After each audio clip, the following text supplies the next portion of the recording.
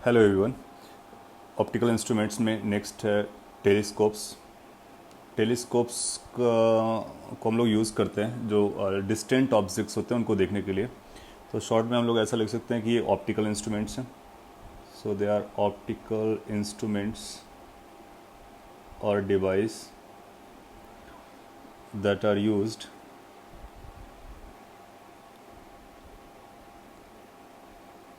To see magnified image of distant objects। जब हम लोग डिस्टेंट ऑब्जेक्ट्स की बात करते हैं इसका मतलब हुआ एग्जाम्पल के तौर पर स्टार्स, प्लैनेट्स और इस तरह के जो मून्स होते हैं उनको वॉच करने के लिए हम जिस डिवाइस के यूज़ करेंगे उस ऑप्टिकल डिवाइस को हम टेलीस्कोप कहते हैं, राइट। और ये डिस्टेंट ऑब्जेक्ट का मतलब the objects which are very far apart, that means at infinite location. Now पहले तो हम लोग ये जानेंगे कि जो टेलीस्कोप्स हैं वो कौन कौन से हमने पढ़ना है, दूसरा फिर उनका अरेंजमेंट कैसा है, थर्ड उनके मैग्नीफाइंग पावर क्या होती है। सो स्टार्ट करते हैं। फर्स्ट जो टेलीस्कोप है जिसका अरेंजमेंट अपने को जानना है that is astronomical telescope. So इसका अरेंजमेंट कैसा होता है, let me explain and then we will talk about magnifying power of astronomical telescope. So simplified diagram astronomical telescope का यहाँ पे बनाया गया है। इस पे ये जो लेंस होता है, दो लेंस होंगे, इसको फर्स्ट बोल सकते हो, इसको सेकंड बोल सकते हैं। इनके नाम भी रहेंगे प्रॉपर नेम। इसको हम ऑब्जेक्टिव बोलते हैं, सेम नॉमेनक्लेचर जो आपने माइक्रोस्कोप में देखा था। तो ये ऑब्जेक्टिव लेंस होता है और जो दूसरा होता है दैट्स कॉल्ड आई पीस। और अपने आई को हम लोग यहाँ पे रखते हैं, यहाँ से वॉच करते हैं। और डिस्टेंट ऑब्जेक्ट है, इसलिए जो ऑब्जेक्ट है जहाँ पर भी ऑब्जेक्ट है ये इनफाइनाइट पे कहीं रखी हुई है। ये ए और बी ऑब्जेक्ट है। सिंस ये फार अपार्ट है तो वहाँ से जो लाइट रेज आ रहे होंगे, तो ये जो ब्लू कलर से दिखाया जा रहा है ये लाइट रेज हैं और ये पैरेलल लाइट रेज आएंगे। एक हम उसको कंसिडर करेंगे जो ऑप्टिक सेंटर से पास करेगा और दूसरा कहीं से भी पास कर सकता है। सिंस ये इनफाइनाइट से आ रहे हैं सो पैरेलल आएंगे, उनके बीच का जो एंगल्स होंगे वो पैरेलल होने की वजह से ज़ीरो होंगे। लेट्स से प्रिंसिपल एक्सिस से अल्फा एंगल पर आता है। नाउ सिंस ये पैरेलल लाइट रेज हैं, जब ऑब्जेक्टिव लेंस पे मीट करेंगे तो उसके बाद जहाँ पर ये इंटरसेक्ट करेंगे वी कैन से कि यहाँ पर एक इमेज बन रही होगी, कुछ ऐसा इमेज बन रहा होगा। और डेफिनेटली ये फोकस होगा, किसका फोकस होगा, that has to be the focus of objective. से ऑब्जेक्टिव का फोकस होगा क्योंकि पैरेलल लाइट रेज जो है हमेशा फोकल प्लेन पर आती हैं और this will be known as the focal plane, इसलिए वो फोकल प्लेन पर ही इंटरसेक्ट करेगा। नाउ एस्ट्रोनॉमिकल टेलीस्कोप का वर्ड नाम जब भी लिया जाएगा तो हम दोनों लेंसेज को कॉन्वेक्स लेंस यूज़ करने वाले हैं। और एक और पॉइंट अपने को याद रखना है कि टेलीस्कोप में जो फर्स्ट होता है यानी जो ऑब्जेक्टिव लेंस होता है, ऑब्जेक्ट की डायरेक्शन में होता है, वो बड़ा होता है, उसका साइज ज़्यादा होगा। Eyepiece is smaller as compare to the objective lens. Moreover इन दोनों के बीच का जो गैप होता है वो एक ट्यूब के इनसाइड में रखे जाते हैं, दोनों फिक्स रहते हैं, तो उसको हम ट्यूब लेंथ बोलते हैं। L is going to be known as tube length. So कई बार इस ट्यूब लेंथ के बारे में भी आपसे पूछेगा तो हम उसको रिलेट करके बता सकते हैं। अच्छा, जब एक बार लाइट रेज यहाँ पर आए इसके बाद आई को क्या नज़र आएगा, आई को ये इमेज नज़र नहीं आएगी। ये फर्स्ट इमेज है इस ऑब्जेक्ट की जो कि फार डिस्टेंट लोकेशन पे थी। अब यहाँ से जो सेकेंड लेंस होगा उससे जो इमेज बनेगी इस ऑब्जेक्ट को ट्रीट करते हुए वो आई को नज़र आने वाली है। और आप जानते हो कि आई एडजस्टमेंट के हिसाब से देख सकते हैं near point and far point. So उन दोनों केसेस के लिए हम लोग अपना फार्मूला ड्राइव कर लेंगे। So let's take consider general case. तो यहाँ से जो लाइट रेज जाएंगी वो कुछ इस तरह से डाइवर्ट होंगी और कन्वर्ज होने की कोशिश करेंगे, क्योंकि ये कन्वर्जिंग लेंस है तो वो कन्वर्ज कराएगा। फिर इनको आप बैक साइड प्रोड्यूस करा सकते हैं, इसको भी बैक साइड प्रोड्यूस करा सकते हैं। So at some point they will be intersecting. जिस पॉइंट पर ये इंटरसेक्ट करेंगे उसको अगर हम प्रिंसिपल एक्सिस से ज्वाइन कराएंगे वर्टिकली डाउन साइड, तो ये अपने को पूरा इमेज मिलने वाला है। सो जो दिखेगा, आई को नज़र आएगा, वो ये इमेज दिखेगा और ये फाइनल इमेज हो जाएगा। इस फाइनल इमेज को हम लोग ज्वाइन करा सकते हैं कि इस तरह से भी कि एक लाइट रे जाएगी जो यहाँ से पास हो रही होगी और यहाँ से होते हुए इसके ऑप्टिक सेंटर से जा रही होगी। ना ये ऑप्टिक सेंटर से कितना एंगल बना रहा हो, ये एंगल हमारे लिए इंपॉर्टेंट होता है। तो ये जो एंगल है इसको हम बीटा नाम दे सकते हैं। यहाँ पर टेलीस्कोप के केस में जब हम कल डिफाइन करते हैं मैग्नीफाइंग पावर, तो उसके लिए हम वो रेफरेंस नहीं लेते जो माइक्रोस्कोप में लिया करते थे। रादर हम एक इनिशियल एंगल को मेज़र करते हैं जिस प्रिंसिपल एक्सिस से जो इनकमिंग लाइट रेज बना रही होंगी, फिर जो फाइनल इमेज बनता है और जो फाइनल लेंस अपने पास रखा हुआ उससे कितना एंगल पे बन रहा है, इन दो एंगल्स को हम लोग यूज़ करते हैं। सो मैग्नीफाइंग पावर के डेफिनेशन यहाँ पे लिख देते हैं, magnifying power of telescope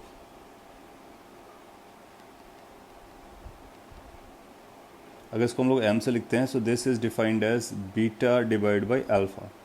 now beta का मीनिंग भी अपने को याद रखना है, अल्फा का मीनिंग भी अपने को याद रखना है। What is beta? Beta is the angle made by this eyepiece, the ray which is coming to this final image, और alpha is the initial angle जिस एंगल पर लाइट रेज आती हैं with respect to the principal axis.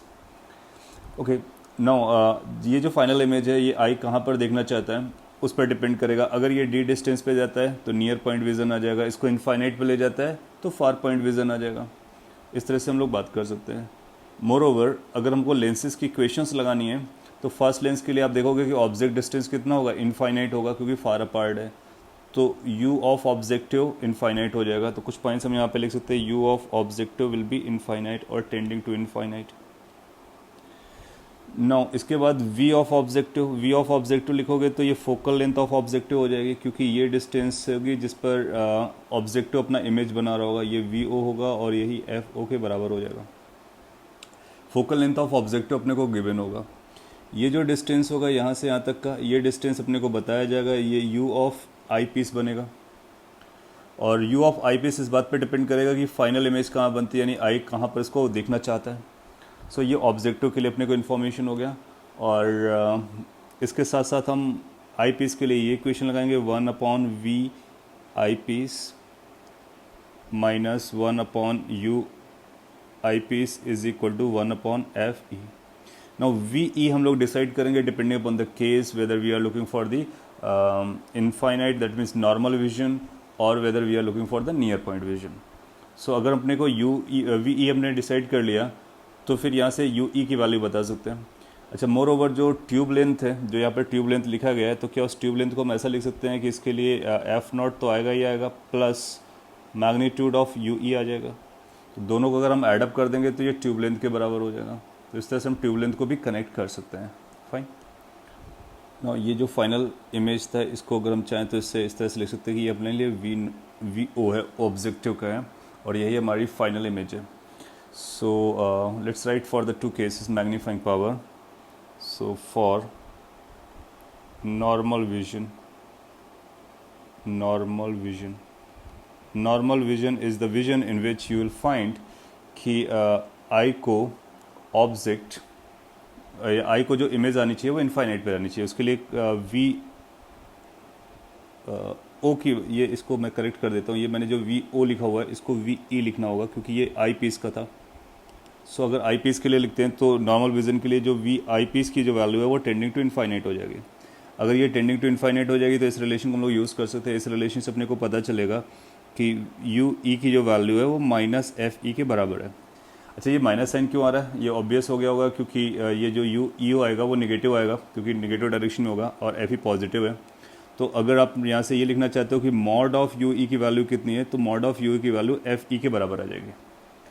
तो यहाँ पर जो important relation एक निकल के आएगा ट्यूब लेंथ वाला। तो अगर आप ट्यूब लेंथ को यूज़ करना चाहो तो ट्यूब लेंथ की वैल्यू फार्मूला ये रहता है, यू ई की जो मैग्नीट्यूड वाली वैल्यू आ रही है वो एफ ओ के बराबर एफ ई के बराबर आ रही है। तो अपने पास ट्यूब लेंथ का फार्मूला हो जाएगा focal length of objective plus focal length of eyepiece. तो आई पीस और ऑब्जेक्टिव के फोकल लेंथ को अगर आप ज्वाइन कर देंगे तो इससे आपको ट्यूब लेंथ मिल जाएगा। तो एक दो बार एग्जाम में इस तरह का क्वेश्चन दिखा हुआ है कि वो बोलेगा नॉर्मल विजन पर एस्ट्रोनॉमिकल टेलीस्कोप में ट्यूब लेंथ अगर आपको दी गई है तो एक फोकल लेंथ दे दिया गया है लेट्स से ऑब्जेक्टिव का, तो आई पीस का कितना होना चाहिए आप यहाँ से बता सकते हो, क्योंकि ये रिलेशन इन तीनों को आपस में लिंक करता है। अच्छा, इसके बाद अपने को मैग्नीफाइंग पावर निकालनी है, तो मैग्नीफाइंग पावर के लिए क्या बोलेंगे, उसके लिए कुछ रूल्स लगा सकते हैं, जैसे कि इस एंगल को पहले ड्रॉ कर लेते हैं। अगर ये एंगल अल्फ़ा रहता है तो डेफिनेटली अपने पास ये एंगल अल्फ़ा रहेगा, तो अपने को कौन सा ट्रायंगल पकड़ना होगा, एक ये ट्रायंगल पकड़ना होगा और एक ये ट्रायंगल पकड़ना होगा, दो ट्रायंगल्स जो प्रिंसिपल एक्सिस के साथ बन रहे हैं। अच्छा, इसको अगर हम नाम एच दे देते हैं तो क्या वहाँ से हम लोग इसी फिगर को यूज़ करना है, इसलिए मैं यहाँ पे लिख दे रहा हूँ 10 अल्फ़ा की वैल्यू निकाल सकते हैं, 10 अल्फ़ा और अल्फ़ा पैराक्सिल अप्रोक्सीमेशन लगा लेंगे। So can we say कि this is going to be equal to alpha, which is going to be equal to h by f not, क्योंकि ये बेस है f नॉट और h उसका हाइट हो जाएगा। सिमिलरली आप बीटा को वॉच कर सकते हो, बीटा की वैल्यू हम लोग क्या लिख सकते हैं, बीटा की वैल्यू लिख सकते हैं 10 beta which is going to be h divided by U E, और सिंस हम लोग मैग्नीट्यूड की बात कर रहे हैं तो मॉड ऑफ यू ई लिखेंगे तो चलेगा, तो मॉड ऑफ यू ई लिख करके हम बीटा पता कर सकते हैं। तो मैग्नीफाइंग पावर का अगर फॉर्मूला अपने को ड्रॉ करना हो तो यहाँ से मैग्नीफाइंग पावर का फॉर्मूला हम हमेशा के लिए ड्रॉ कर सकते हैं। इसकी वैल्यू क्या आ जाएगी, केस की वैल्यू आ जाएगी beta which is H upon mod of U E divide by H upon F not. So ultimately ये बनेगा F not divide by mod of U E. So जब कभी हमने अपने को मैग्नीफाइंग पावर कैलकुलेट करनी हो तो हम इस फॉर्मूले को यूज़ कर सकते हैं।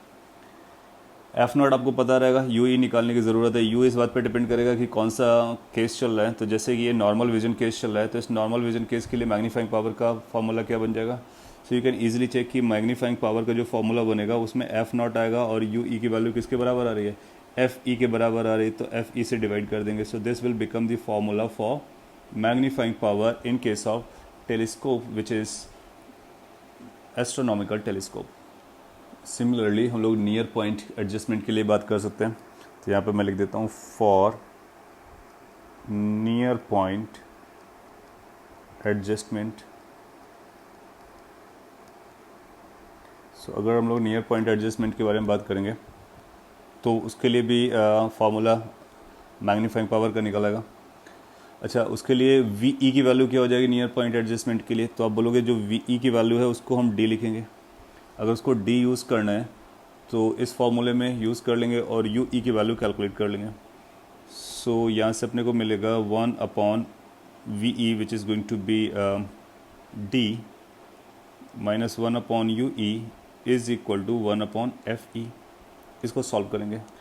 नाउ साइन कन्वेंशन को ध्यान में रखते हुए जो वी ई आ रहा है वो नेगेटिव टेरिटरी में आ रहा है, जिस टेरिटरी में यू ई है, राइट। इस पर जब आप साइन कन्वेंशन लगाओगे तो इधर इसको पॉजिटिव बोलोगे, इसको नेगेटिव इधर बोलोगे, तो दोनों नेगेटिव साइड पर आ रहे हैं। इसलिए जो वी को लिखना है वो बेसिकली हमको माइनस डी से रिप्लेस करना चाहिए। That would have been much better sign convention को फॉलो करते हुए।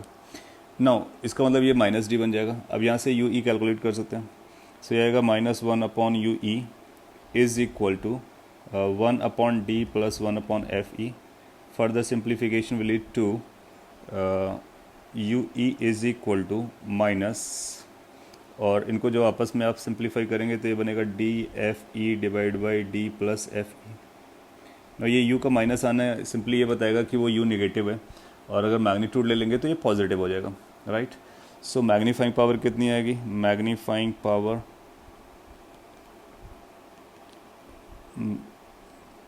उसके लिए उस फॉर्मूले को यहाँ पर यूज़ कर लेंगे। एम की जो वैल्यू आपने निकाली थी that was here beta by alpha which is F not by mod U E.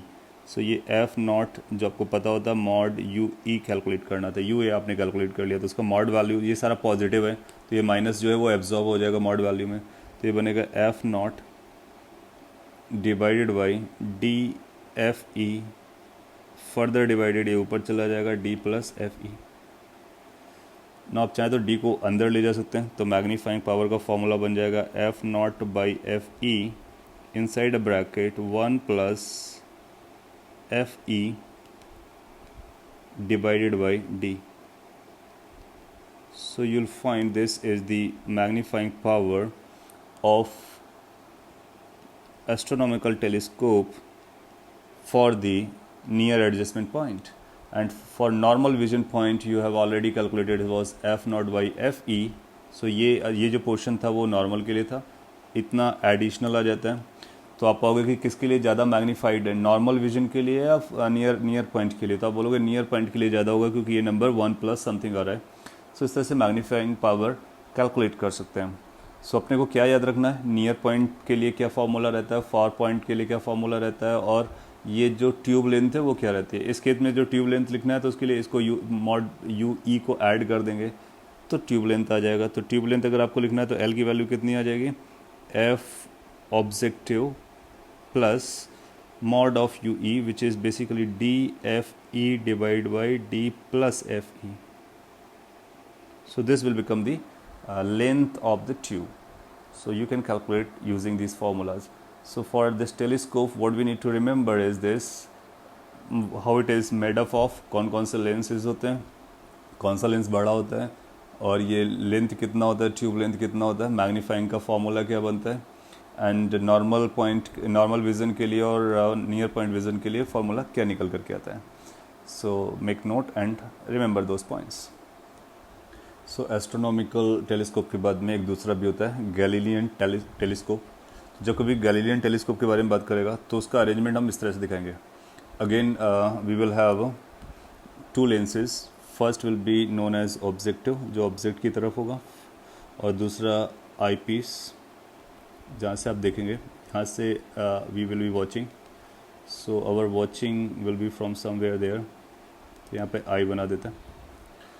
और ऑब्जेक्ट वेरी फार अपार्ट है, सिंस स्टार्स गैलेक्सीज टाइप की ऑब्जेक्ट्स हैं, तो इस तरह से लाइट रेज आएंगी, बहुत सारी लाइट रेज आएंगी. इसको बहुत सिंपलीफाइड वर्जन पे दिखा रहा हूँ जिसमें एक ही लाइट रे को ड्रॉ किया गया ताकि आपको ये अरेंजमेंट क्लियर हो. Otherwise we can take one more then one more, they are parallel, they will be meeting where the focus is. So focus ये इस तरह से जाएगा, इस पॉइंट पे मीट करेगा, ये इस तरह से जाएगा, इस पॉइंट पे मीट करेगा. सो लेट्स से इसको अगर एलिमिनेट कर देते हैं और सिंप्लीफाइड वर्जन ही रखते हैं जिससे अपनी कैलकुलेशन काफ़ी इजी हो जाएगी. सो ये इस पॉइंट पे इंटरसेक्ट करते हैं तो ये फर्स्ट इमेज बनेगी. H is the first image from the objective, और चाहे तो इसको हम एच ओ लिख सकते हैं ताकि हमको ये पता रहे कि ऑब्जेक्टिव से मिलकर के बनाया गया. अच्छा, लाइट रेज को ट्रैक करते हैं तो ये लाइट रेज इधर जाएगी. इसके बाद में ये जो इमेज, ये जो फर्स्ट इमेज है, ये फर्स्ट इमेज है. इस आई पीस के लिए ये जो फर्स्ट इमेज होगी वो ऑब्जेक्ट का काम करेगी, लेकिन ये वर्चुअल ऑब्जेक्ट होगी क्योंकि इसके लिए जो पॉजिटिव डायरेक्शन है वो ये होगी. So this will be acting virtual object for the eyepiece. फिर आई पीस उसका एक फाइनल इमेज बनाएगा जो ये बनेगा. सो गैलीलियन टेलीस्कोप की खास बात क्या होती है कि जो आपको इमेज दिखती है वो इरेक्ट दिखती है, सीधी इमेज दिखती है. जबकि अगर आपने एस्ट्रोनॉमिकल टेलीस्कोप यूज़ किया है तो आपको इन्वर्टेड नज़र आएगी जो आपने पहले देखा. ये आपके लिए फाइनल इमेज है. सो ये फाइनल इमेज होगी. उसके लिए कैसे बनाएंगे, उसके लिए फिर यहाँ से रे डायग्राम ड्रॉ करेंगे, है ना. तो वो रे डायग्राम आपस में जहाँ पर इंटरसेक्ट करेंगे उस पॉइंट को टॉप पॉइंट बोलेंगे, फिर प्रिंसिपल एक्सिस से ज्वाइन कर देंगे. Again it's a simplified version. So final image you can say this is the final image जो अपने को देखना है. अच्छा, अब टर्म्स के बारे में बात कर लेते हैं कि अगर आपने ऑब्जेक्टिव से लेकर के यहाँ तक को देखोगे, ये जो पॉइंट होगा जहाँ पर ये फाइनली बनी थी फर्स्ट इमेज, ये एफ ओ का काम कर रही होगी क्योंकि फोकल पे बनता है. यहाँ पे इस तरह से अरेंजमेंट किया जाता है ताकि फोकल लेंथ उसका ज़्यादा रहे, और यहाँ से लेकर के यहाँ तक के जो लेंथ होगा that will be known as tube length L. इसके बाद में कुछ और पॉइंट्स हम लोग बात कर सकते हैं. ये जो लेंथ होगी इसको बोलेंगे this is object length for E for eyepiece. ये पॉजिटिव रहेगा क्योंकि ये पॉजिटिव टेरिटरी पर है. और ये जो डिस्टेंस बनेगा that will be the image location of eyepiece. जमता है, इन पॉइंट्स को हम लोग यूज़ करेंगे. अच्छा, मैग्नीफाइंग पावर कैसे डिफाइन करेंगे, उसके लिए एंगल ड्रॉ करना पड़ेगा. तो ये जो इनिशियल एंगल है इस अल्फ़ा को यूज़ करेंगे. अगर ये एंगल अल्फ़ा है तो ये डेफिनेटली अल्फ़ा रहा होगा. बीटा किसको बोलते हैं, जो फाइनल इमेज है आपकी वो आई पीस से कितना एंगल बना रहा है, यानी ये जो एंगल बन रहा है ऑप्टिक सेंटर से, ये बीटा होगा. आप चाहो तो इसको यहाँ पर ही बना सकते हो, वो भी बीटा हो जाएगा. So magnifying power is given by m is equal to beta divide by alpha. Again beta को आप चाहो तो इस वाले ट्राइंगल को यूज़ कर सकते हो, तो उस ट्राइंगल को जब यूज़ करेंगे तो बीटा की वैल्यू आएगी H not divide by U E. Alpha के लिए आप इस ट्राइंगल को यूज़ कर लीजिए, ये जो ट्राइंगल दिख रहा है तो उस पर ये एफ़ नॉट हो गया और वो एच नॉट है, तो H not upon F not आ जाएगा। बेसिकली मैग्नीफाइंग पावर अभी भी वही फॉर्मूले से चलेगा, ये आएगा F not divided by U ई। यहाँ पर यू पे मॉड नहीं लगा रहे हैं, आप चाहो तो मॉड लगा सकते हो लेकिन उसका कोई मतलब नहीं है, क्योंकि यहाँ पर यू ई कैसा है, पॉजिटिव है। यहाँ पर आप पाओगे कि जो यू ई है वो पॉजिटिव है। सिंस ये पॉजिटिव है इसलिए मॉड लगाने की कोई ज़रूरत नहीं है, और आप चाहो तो लगा भी सकते हो, but it will be saying the same thing. Again अब अपने को क्या चाहिए, अपने को 2 पॉइंट्स चाहिए, नियर पॉइंट और नॉर्मल विजन। तो उन पॉइंट्स के लिए मैग्नीफाइंग पावर को कैलकुलेट करते हैं। So one by one let's say normal vision. अगर अपने को नॉर्मल विजन चाहिए आई का, उस केस के लिए आप पाएंगे कि नॉर्मल विजन के लिए जो आई को नज़र आनी चाहिए final image, it should be eight infinite. अगर ये वी ई आप इनफाइनाइट करना चाहते हो तो यू ई उसका फोकस बन जाएगा। सो इन पॉइंट्स को यहाँ पे लिख सकते हैं।